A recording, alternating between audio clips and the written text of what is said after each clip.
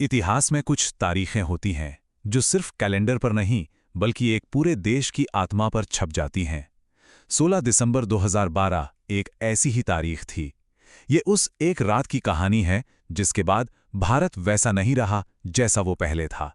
आज हम यही समझेंगे कि कैसे एक भयानक अपराध की स्याही से एक पूरे देश के कानून की नई किताब लिखी गई। ये कहानी सिर्फ एक केस की नहीं है, बल्कि उस चिंगारी की है जिसने एक पूरे समाज की चेतना को झकझोर कर रख दिया था। हम ये समझने की कोशिश करेंगे कि कैसे सड़कों पर जो गुस्सा उमड़ा वो संसद के गलियारों तक पहुंचा और कानून की किताबों में हमेशा के लिए एक बड़ा बदलाव बन गया। तो चलिए इस सफर को शुरू करते हैं। कहानी की शुरुआत एक बेहद क्रूर अपराध से होती है, लेकिन इसकी असली कहानी ये है कि कैसे वो अपराध सिर्फ एक अखबार की सुर्खी न रहकर एक पूरे देश के आंदोलन की मशाल बन गया। जरा इन तारीखों पर गौर कीजिए। सिर्फ 13 दिनों के अंदर एक इंसान की निजी त्रासदी एक राष्ट्रीय प्रतीक में बदल गई। 16 दिसंबर की रात जो हुआ वो दिल दहला देने वाला था, लेकिन जो उसके बाद हुआ वो भारत ने पहले कभी नहीं देखा था। 29 दिसंबर को जब ज्योति सिंह की सांसें रुकीं, तब तक देश की सड़कों पर लाखों लोग एक नई सांस, एक नई आवाज के साथ उतर चुके थे। ये सिर्फ मोमबत्तियां और नारे नहीं थे, नहीं, ये दशकों से अंदर दबे हुए गुस्से का एक ज्वालामुखी था जो अचानक फट पड़ा। और यहां एक बहुत बड़ा मोड़ आता है। लोगों का ये आक्रोश सिर्फ उन 6 अपराधियों के खिलाफ नहीं था, बल्कि उस पूरे सिस्टम के प्रति था जिसे वो अपनी सुरक्षा के लिए जिम्मेदार मानते थे। ये लड़ाई अब सिर्फ ज्योति के लिए नहीं, बल्कि भारत की हर बेटी की सुरक्षा के लिए बन चुकी थी।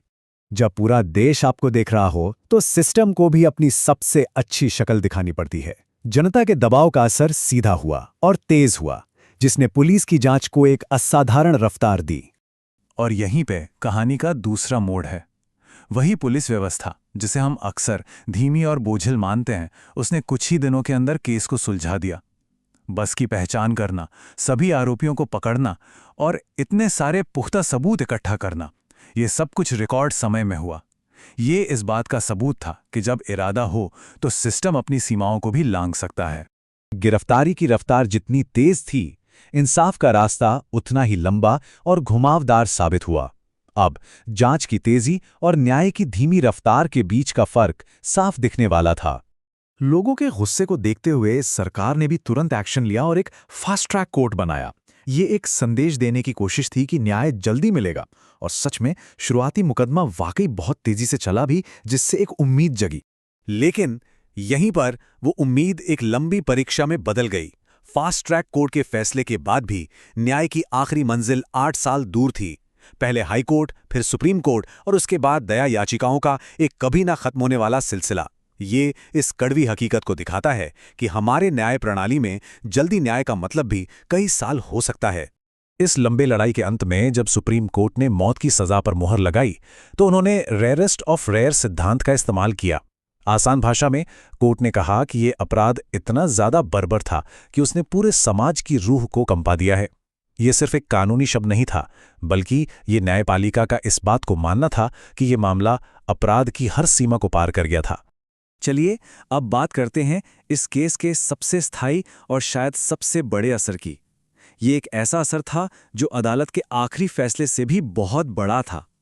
एक ऐसा बदलाव जो भारत के हर नागरिक के जीवन को छूने वाला था। और यही है इस कहानी का सबसे बड़ा टर्निंग पॉइंट। जब पूरी दुनिया की नजरें कोर्टरूम के अंदर चल रही सुनवाई पर थी, तब असली इतिहास तो संसद के अंदर लिखा जा रहा था। सड़कों पर जो आवाज उठी थी वो अब देश का कानून बदलने जा रही थी। ये केस अब सिर्फ सजा दिलाने तक सीमित नहीं रहा था, ये भविष्य को सुरक्षित करने की एक जबरदस्त कोशिश बन गया था। स्क्रीन पर जो ये फर्क दिख रहा है ये मामूली नहीं है, ये एक पीढ़ीगत बदलाव है। 2013 से पहले हमारे कानून में बहुत सी कमियां थीं, लेकिन इस एक घटना ने उस कानून को हमेशा हमेशा के लिए बदल दिया। बलात्कार की परिभाषा को सिर्फ एक शारीरिक संबंध तक सीमित न रखकर उसके हर रूप को अपराध माना गया। जस्टिस वर्मा कमेटी की सिफारिशों पर एक नया कानून बना। सोचिए, पहली बार पीछा करना यानी स्टॉकिंग और ताक झांक यानी वॉयरिज्म जैसे कामों को भी संगीन अपराध माना गया। एसिड अटैक के लिए सख्त से सख्त सजा तय हुई। ये सिर्फ कानूनी सुधार नहीं थे, ये इस बात को मानना था कि महिलाओं के खिलाफ हिंसा के कई चेहरे हैं और हर एक चेहरे से निपटना बेहद जरूरी है। तो दोषियों को फांसी हो गई, कानून भी बदल गया। लेकिन क्या कहानी यहीं खत्म हो जाती है? नहीं, ये केस अपने पीछे कुछ ऐसे सवाल छोड़ गया जिन पर आज भी हम और आप बहस करते हैं। इस केस का एक सबसे मुश्किल पहलू था वो नाबालिग दोषी जिसे सिर्फ 3 साल सुधार गृह में रखने के बाद रिहा कर दिया गया। इस एक बात ने पूरे देश में एक नई बहस को जन्म दिया कि क्या न्याय को उम्र के तराजू पर तौलना सही है जब अपराध इतना अमानवीय हो। ये एक ऐसा सवाल था जिसने देश के किशोर न्याय कानून की नींव पर ही सवाल खड़े कर दिए। इस मामले में दी गई मौत की सजा ने एक बहुत पुरानी बहस को फिर से जिंदा कर दिया।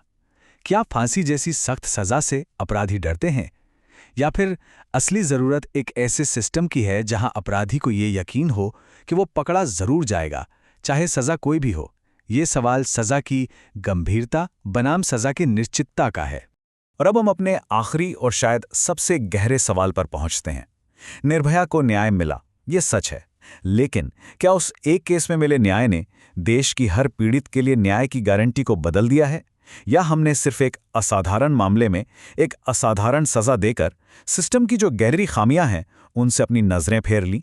ये वो सवाल है जो इस केस को इतिहास का सिर्फ एक अध्याय नहीं बल्कि हमारे आज का एक आईना बनाता है।